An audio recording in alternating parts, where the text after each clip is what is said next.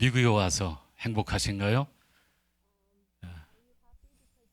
미국에 오셔서 어떻게 꿈을 다 이루셨습니까? 이루고 계시나요? 희망 가운데 살고 계십니까? 미국이든 한국이든 이 세상 어디 살든지 간에 성경의 진리는 변함없이 적용될 것인데요. 인생을 향한 성경의 진리는 인생이 결코 녹록하지 않다는 거죠. 그렇게 평탄한 길만 있는 건 아니라는 거죠. 야곱은 우리에게 말합니다. 험악한 세월이었다고 자기 인생을 회고했습니다. 모세는 시편 90편을 통해서 수고와 슬픔으로 가득한 인생, 날아가는 인생이라고까지 고백을 했습니다. 지난 4월 16일은 대한민국에 살고 있는 사람은 잊을 수 없는 아픔의 날이었어요. 많은 사람, 특별히 수학여행 떠나는 많은 고등학생들을 태운 배가 저 진도 앞바다에서 침몰했기 때문이죠. 4월 16일 일어난 그 사건으로 아직도 한국은 그 슬픔의 여파가 가시지 않고 있습니다. 참으로 있어서는 안 될 일, 정말 비참한 사고였습니다. 그 단원고 학생들, 그 단원고가 있는 곳이 경기도 안산시이고 바로 그 안산시하고 가까이 접해 있는 의왕시에서 저는 목회하고 있으면서 그 아픔을 고스란히 느끼고 온몸으로 느끼다가 왔습니다. 한번 안산을 방문했습니다. 목사님들, 장로님들과 모임이 있어서. 그랬더니 그 들려오는 소리가 뭐냐면 이 앰뷸런스, 사이렌 소리들, 끊임없이 시신들을 싣고 장례식장을 가거나 또 장지를 찾아가는 그 소리들. 참 누구도 생각하지 않았고 누구도 상상하지 못했던 그런 끔찍한 일. 이런 일들이 우리의 인생에 도처에서 벌어지고 있다는 사실이죠. 어제도 또 뉴스를 들었더니 저 북한하고 아주 최접경, 최전방 지역 GOP에서 밤새 경계 근무를 마치고 돌아온 한 육군 병장이 어떤 상처를 받고 어떻게 그 마음이 뒤집어졌는지 모르지만요. 초소에 들어와서 자기 소대원들을 향해서 수류탄을 던지고 총을 쏴서 5명이 그 자리에서 사망하고 7명이 다치고 본인은 총을 가지고 산속으로 숨어 들어가서 지금 부모님들이 동원돼서 설득을 하고 그러고 있다 하는 얘기도 들었습니다. 참 인생이 그렇게 우리가 생각하는 바대로 또 우리가 기대하는 바대로 그렇게 편하게 쉽게만 가고 있는 것은 아닌 것 같습니다. 여러분의 오늘의 삶은 어떠신지요? 저는 처음에 미국에 왔을 때 미국에 사는 분들은 걱정이 없을 것 같다는 생각도 했었어요. 너무 환경도 좋고 길도 널찍널찍하고 공기도 좋고 뭐 집들도 다 좋은데 사시는 것 같고 이런 데 사시면 정말 걱정 근심이 없을지도 모른다는 생각을 그러나 잠깐 했습니다. 곧 얼마 지나지 않아서 다 사람 사는 게 비슷하구나 하는 생각을 하게 됐어요. 오늘 본문은 구약 민수기. 이집트에서 오랫동안 포로 생활하면서 학대를 받고 견딜 수 없어서 하나님께 부르짖었는데 하나님께서 모세라는 지도자를 세우셔서 출애굽하게 하시고 홍해를 건너게 하시고 마침내 약속의 땅, 젖과 꿀이 흐르는 그 땅을 향해서 전진하게 하시던 그 백성들 가운데 있었던 한 사건입니다. 애굽에서는요, 먹을 건 걱정 안 했어요. 노예였지만 주인이 먹여주니까 하루 세 끼 먹는 거 문제 없었어요. 자는데도 걱정거리 없었어요. 그러나 자유가 없었어요. 모세 인도를 통해서 광야로 들어왔어요. 무한한 자유가 주어졌어요. 그런데 문제는 그 광야에서는 날마다 불안한 하루하루가 진행되는 거예요. 먹을 것이 없었거든요. 새벽마다 하나님께서 하늘에서 만나를 내려주셨어요. 딱 하루치만. 그리고 그 다음날 아침에 또 다시 하루치. 광야에서는 애굽에서 누리지 못했던 놀라운 자유를 누릴 수 있었지만, 그러나 문제는 먹고 사는 것이 걱정거리였어요. 하루하루만 먹을 걸 주셨으니까 그야말로 불안한 하루하루가 진행됐죠. 구름기둥으로 불기둥으로 보호하시고 인도하시고 하나님이 함께 하셨지만, 그러나 여전히 다 채워지지 않은 빈 잔처럼 여전히 마음 한쪽에는 불안함이 남아 있을 수밖에 없었죠. 그런 그들을 붙들어 준 것은 약속의 땅, 젖과 꿀이 흐르는 가나안 땅에 들어가게 된다는 희망이었습니다. 이제 조금만 참고 견디면 그 약속의 땅에 들어가서 참으로 자유와 풍요의 삶을 누리게 될 것이라고 하는 그 희망이 애굽에서 받은 학대도 잊어버리게 만들고, 광야에서 날마다 경험하게 되는 불안함도 극복하게 만들고, 희망이 그들을 붙들어 준 거죠. 그런데 여러분, 희망이라고 하는 감정은 두 얼굴을 가지고 있어요. 왜냐하면 희망, 내일이면 우리가 저 약속의 땅에 들어갈 거야. 생각만 해도 기쁘고, 밥을 먹지 않아도 배부르고, 뭐 좀 힘든 일이 있어도 견뎌낼 수 있는 그런 에너지를 주죠, 희망은. 그러나 동시에 그 희망이 만약에 이루어지지 않으면 어떻게 될까? 그렇게도 바라고 기다리던 그 일이, 그 약속이 성취되지 않으면 어떻게 될까라고 하는 불안함도 한쪽에 남아있는 것이 사실이기 때문에, 그래서 희망이라고 하는 감정은 불안한 기쁨이라고 설명하기도 합니다. 그런 상황 속에서 오늘 드디어 민수기 14장에서 백성들은 치명적인 뉴스를 들었습니다. 정탐꾼으로 보냈던 12명이 들어갔다가 돌아와서 리포트를 하는데 너무 부정적인 얘기를 하는 거예요. 그 땅에는 성이 높고 견고하더라. 그리고 거기에는 거인 자손, 안악 자손이 지키고 있더라. 우리가 우리 볼 때도 시원치 않은데 저 사람들이 우리를 보면 어떨까? 우리는 메뚜기와 같은 존재. 그러므로 이제 우리는 다 죽었다. 이제 우리는 끝이다. 라고 하는 정탐꾼들의 보고를 듣고 오늘 보면 1절에 온 백성이 소리를 높여 부르짖으며 백성이 밤새도록 통곡하는 일이 있게 되었던 것입니다. 그 상황 속에서 하나님께서 주시는 말씀, 오늘 여러분들 각자에게 주시는 하나님의 음성으로 듣게 되시기를 바랍니다. 첫 번째로 주시는 말씀은 두려워하지 마세요. 두려워하지 말라. 오늘 본문 9절에 두 번이나 표현되고 있습니다. 그 땅 백성을 두려워하지 말라. 그들을 두려워하지 말라.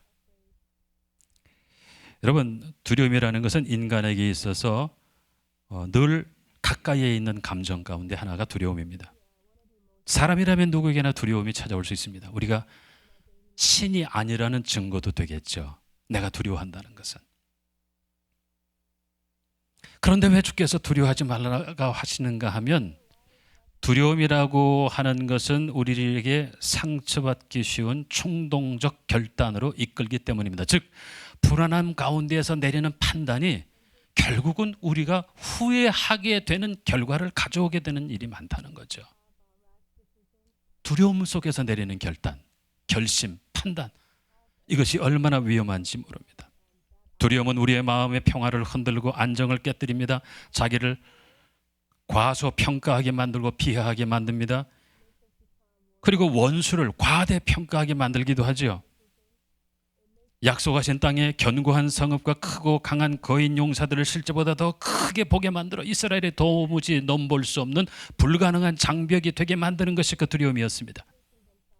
절망과 두려움 속에 백성들은 밤새 통곡하고, 그 두려움과 통곡의 부정적 에너지가 합쳐지게 되니 마침내 그것이 칼이 되고 그것이 반역이 되고, 오늘 본문에 보시면 우리가 새로운 리더를 뽑자, 저 모세와 아론을 해치워버리고 새로운 지도자를 따라서 애굽으로 다시 돌아가자라고 반역을 도모하는 일까지도 나타납니다. 절망과 두려움이 그들의 마음을 깨뜨린 것이죠. 여러분, 깨진 그릇은 그릇이 아니라 칼이 됩니다. 깨진 도자기, 깨진 유리그릇에 혹시 손을 베어보신 적은 없나요? 깨진 그릇은 칼날이 됩니다. 칼날이 됩니다. 무엇이나 깨진 것은 칼이 돼요. 절망과 두려움으로 그 마음이 깨졌어요. 그 마음이 칼이 돼 다른 사람을 해하게 하고 마침내 그것이 자기들에게로 돌아오게 되는 거죠. 두려움은 판단을 흐리게 만듭니다. 거짓과 악을 허락하고 후회를 불러옵니다. 아브라함은 죽을까 두려워했습니다. 그래서 자기 아내를 누이라고 여동생이라고 속이다가 위기를 맞이합니다. 바리새인들은 예수님을 향해 백성들이 막 박수치고 환호하고 환영하고 좋아하는 것을 두려워했습니다. 결국은 예수님을 십자가에 못 박는데 한 몫을 하게 됩니다. 바로는 이스라엘이 노예지만 강성하게 되니 그들을 두려워하다가 남자 아기들을 죽이는 명령을 내리게 됩니다. 헤롯도 유대인의 왕이 탄생했다는 동방박사들의 말에 두려워하며 어린 아기들을 학살하는 죄를 짓게 됩니다. 사람이 무엇을 두려워하면 그 두려워하는 것이 언젠가는 자신에게 칼이 되어 돌아오게 되는 거죠. 사람이 궁극적으로 가장 두려워하는 것은 역시 죽음이라고 봅니다. 그런데 죽음도 사실은 두려워할 대상이 아닌 것이, 어느 철학자 말하기를 죽음에 대한 공포는 가장 어리석은 일들 가운데 하나인데, 왜냐하면 우리가 존재하는 한 죽음은 아직 안 찾아왔을 것이고, 그리고 죽음이 찾아왔을 때는 우리는 이미 그야말로 죽은 존재이기 때문에,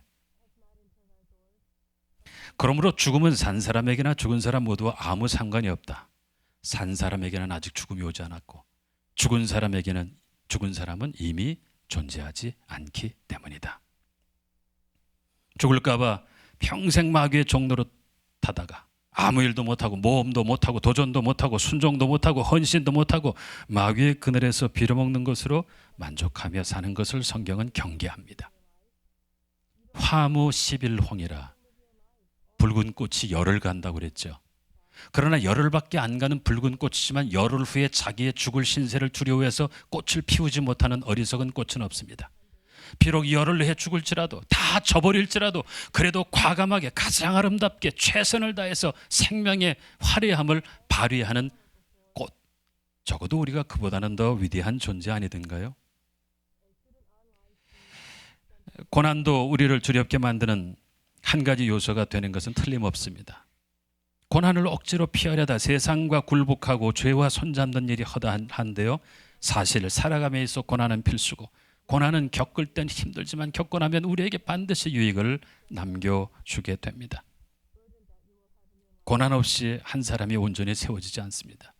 시련 없이 한 사람이 사람답게 되지를 않습니다. 어느 시인이 쓴 시인데 대추 한알이라는 시입니다. 적의 저절로 붉어질 리는 없다.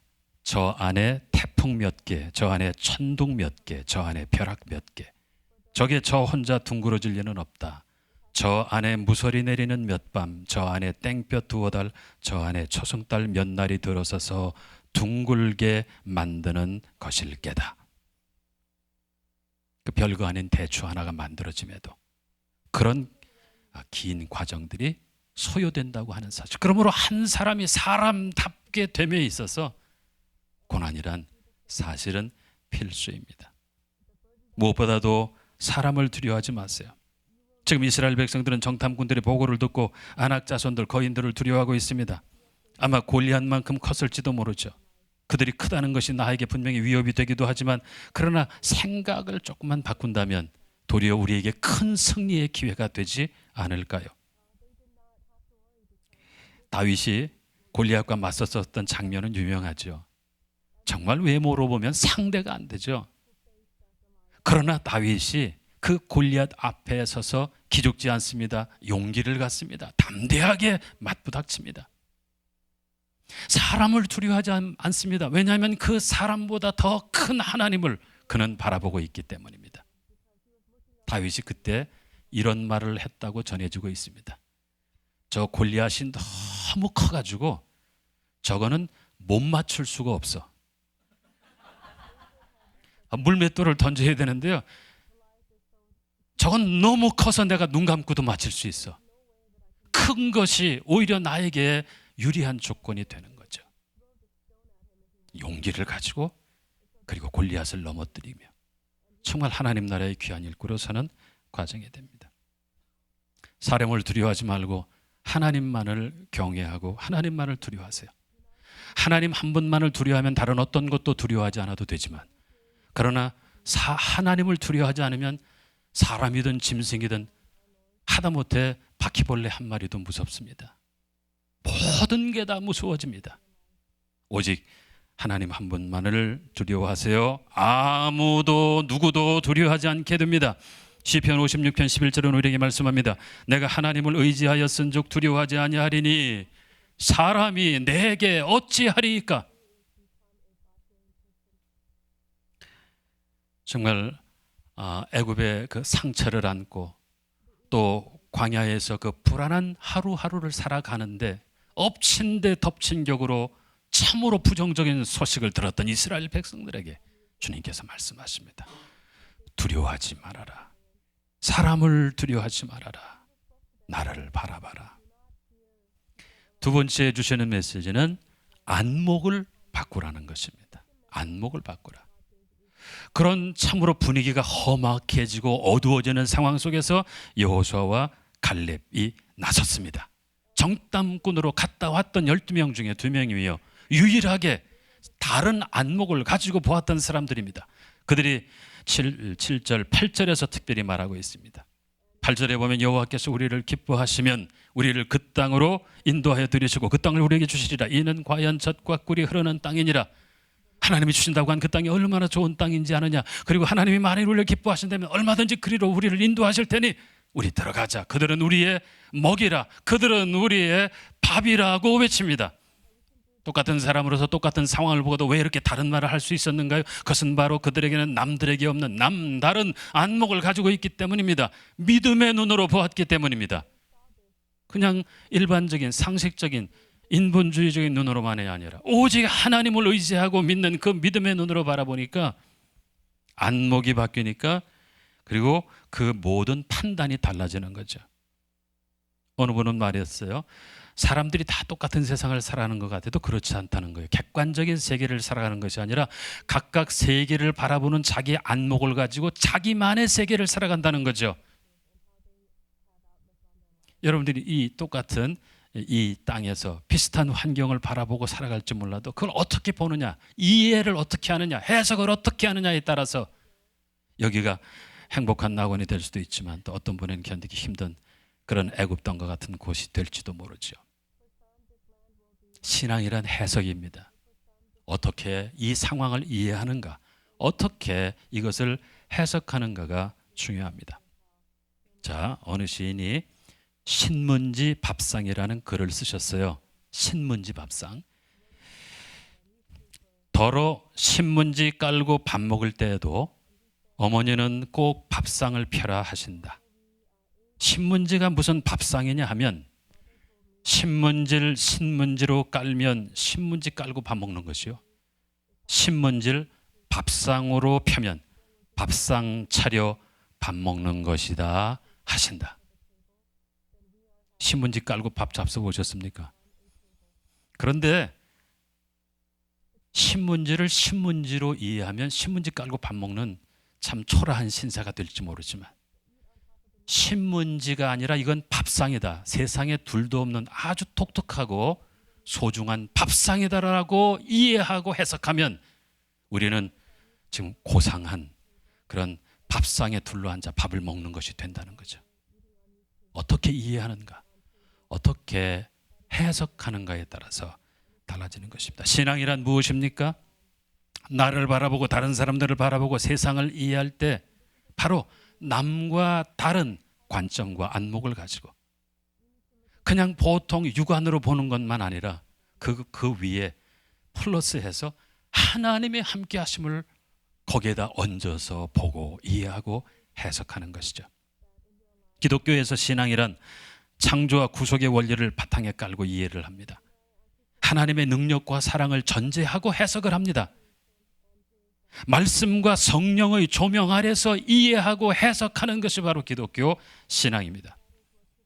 훗날 사도 바울이 복음을 위하여 평생을 바치고 수고하며 애썼지만 고생도 많고 감옥에도 여러 차례 들어가는데 그 감옥 안에서 들어간 글 하나, 그런 글이 있어요. 내가 이렇게 감옥에 갇힌 것이, 고난을 당하는 것이 도리어 유익이라 복음의 진보를 나타나게 될 것이다.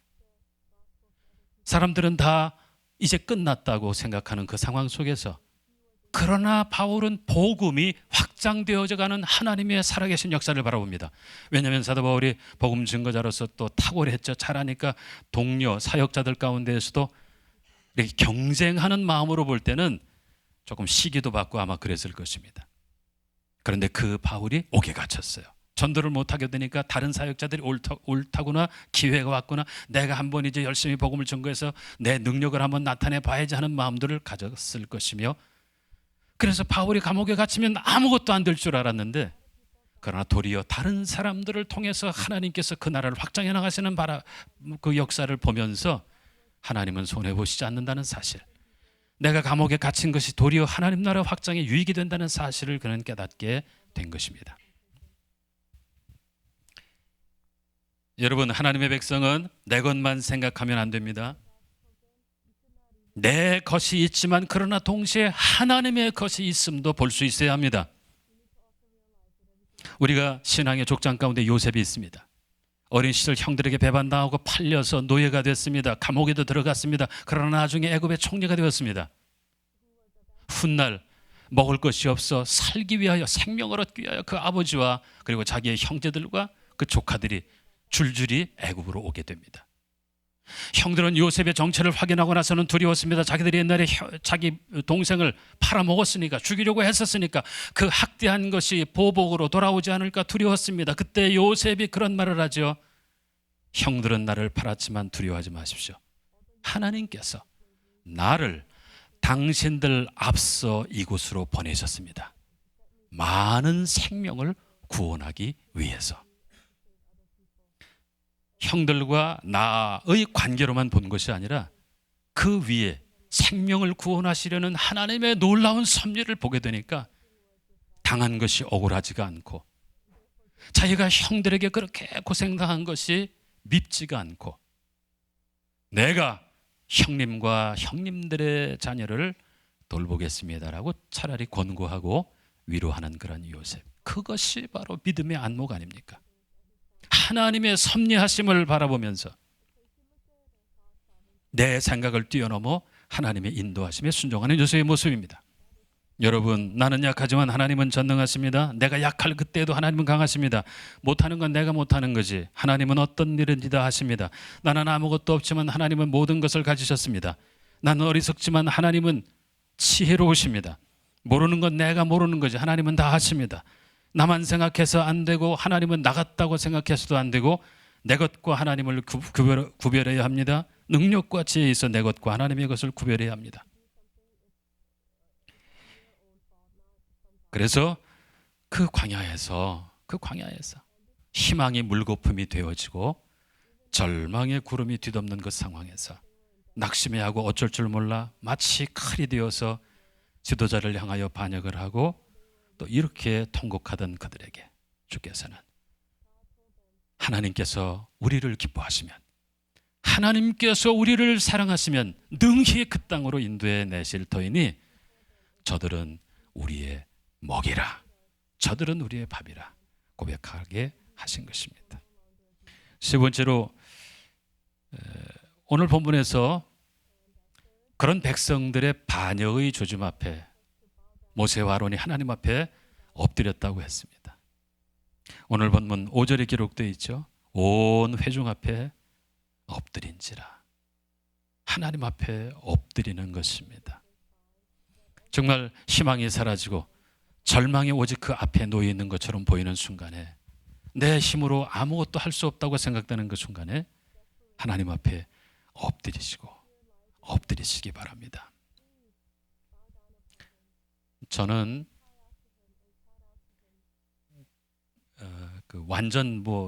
완전 한국산입니다. 저는 한국에서 태어나서 한국에서 자라고 공부하고, 미국은 어쩌다가 이렇게 한번 잠깐 다녀가는 것뿐이지. 한국에서 신학을 공부하고 어린 나이에 신학을 공부하고 그 다음에 제 나이 30살 때 목사가 되었습니다. 그리고 올해 30년째가 되는 해입니다. 목사로서 30년. 기성교회를 섬겨본 적도 있습니다. 그러다가 지난 2003년 1월에 교회를 개척하게 되었습니다. 평촌이라고 하는 신도시에서 학원들이 몰려있는 학원가가 있는데요. 그 학원가에 지하실을 하나 세례를 해서 교회를 시작한 것이 2003년 1월 1일입니다. 지하실인데 그야말로 지하실이에요. 햇볕 한 점 들어오지 않는 그런 지하실에서. 그런데 어느 날 주일날 이렇게 보니까 교인들이 이렇게 계단을 통해서 지하실, 지하 예배당으로 내려오는데 다 생긴 것도 멀쩡하고 옷도 멀쩡하고 다 사회적 지위도 있고 이런 귀한 분들, 소중한 분들인데 그 컴컴한 지하실에 예배를 드리려 내려오는 모습 볼 때 마음이 아팠습니다. 교인들을 위해서 좀 예배당을 옮겨야 되겠다. 좀 성숙한 환경에서 교인들과 아이들이 행복하게 신앙생활 할 수 있는 그런 곳으로 교회를 옮겨야 되겠다라는 생각을 갖게 돼서 이제 기도하고, 그리고 이제 찾다가 지금 있는 경기도 의왕시의 뉴라이프 교회를 하나님이 허락해 주셔서 이곳에서 정말 행복한 신앙생활을 교인들과 함께 하고 있어요.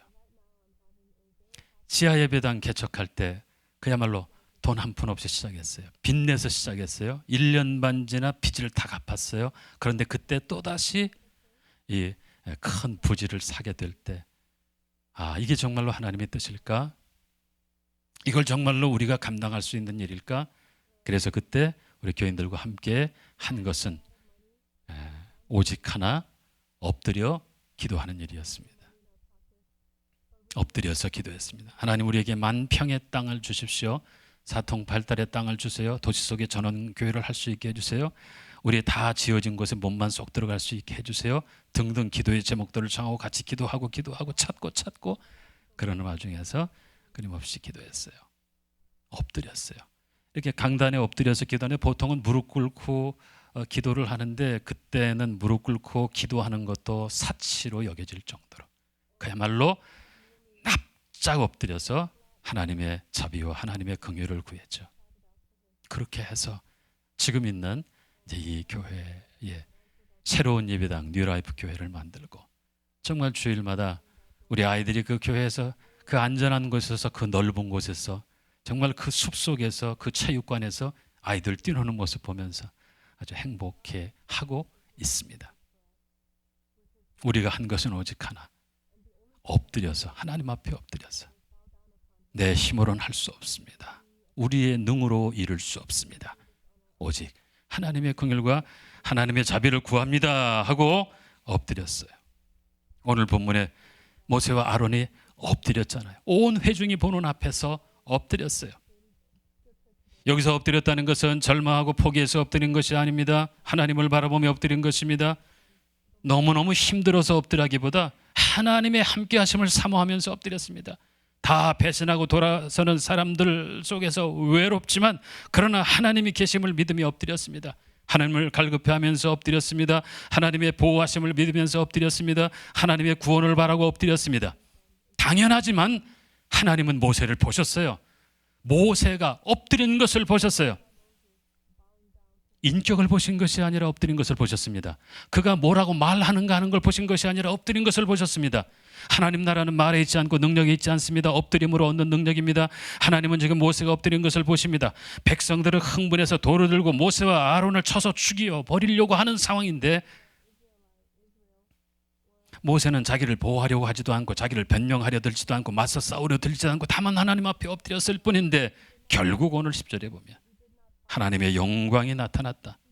하나님께서 모세와 아론을 보호하시고 모세와 아론을 존귀하게 하시고 모세와 아론의 그 손을 들어주시고 마침내 그들을 통해서 하나님의 구원의 역사를 계속해서 이어가시는 모습을 보게 됩니다. 엎드리는데 돈 들지 않습니다. 엎드린다고 자존심 깎이지 않습니다. 엎드린다고 무시당하지 않습니다. 엎드렸더니 하나님이 임재하시고 엎드렸더니 하나님께서 역사하십니다. 우리 한국에서는 성수주의를 한다는 표현을 자주 쓰죠. 강조합니다. 여섯 동안 세상 가운데 일하고 그리고 주일은 교회에 나와서 가족들과 함께 예배하고 봉사하고 교제하는 게 너무너무 중요하다. 성수주의를 해야 한다. 그런데 여러분, 이렇게 주일날 나와서 예배드리고 봉사한다고 성수주의를 하는 게 아닙니다. 하나님을 만나야 합니다. 하나님의 음성을 들어야 합니다. 하나님의 임재하심을 체험해야 합니다. 하나님의 영광과 하나님의 능력과 하나님의 거룩함을 맛보아야 합니다. 만약 그렇지 않다면 예배를 드렸어도 봉사를 했어도 성수주일했다고 말할 수 없습니다. 하나님의 임재를 사모하십시오. 하나님의 영광과 거룩함을 사모하십시오. 그리고 엎드리십시오. 하나님 앞에 엎드리십시오. 만약 여러분들이 기도하신다면 하나님 앞에서 기도하는 것처럼 기도하십시오. 찬양하신다면 하나님께 찬양을 드리는 것처럼 찬양하십시오. 설교를 들으실 때도 지금 이 자리에서 나밖에 없다, 나 한 사람밖에 없다, 그러므로 여기서 하나님께서 목사를 통해서 설교하신 이 내용은 나에게 주시는 말씀이다. 그렇게 해서 하나님의 음성을 듣고 하나님의 임재를 체험해야만 그 다음에 모든 문제를 감당할 수가 있습니다. 저는 소중한 교회 모든 형제와 자매들이 하나님 앞에 나와 예배드릴 때마다 하나님의 임재를 체험하게 되기를 바랍니다. 찬송과 기도와 설교를 들으면서 하나님의 음성을 듣고 하나님을 만나고 거기에서 힘을 얻고 지혜를 얻고 용기를 얻고 거룩함과 아름다움으로 충만히 체험받게 되기를 바랍니다. 그렇다면은 어떤 부정적인 소식을 듣는다고 해도, 또 얼마나 많은 사람들이 일어나 반역하고 배반한다고 해도, 나를 공격한다고 해도 문제 없습니다. 두려워할 것 없습니다. 마침내 하나님께서 그 거룩하신 계획과 섭리를 따라 하나님의 임재를 체험한 여러분들 통해서 이루시고자 하는 일을 반드시 이루어 내실 줄 믿습니다.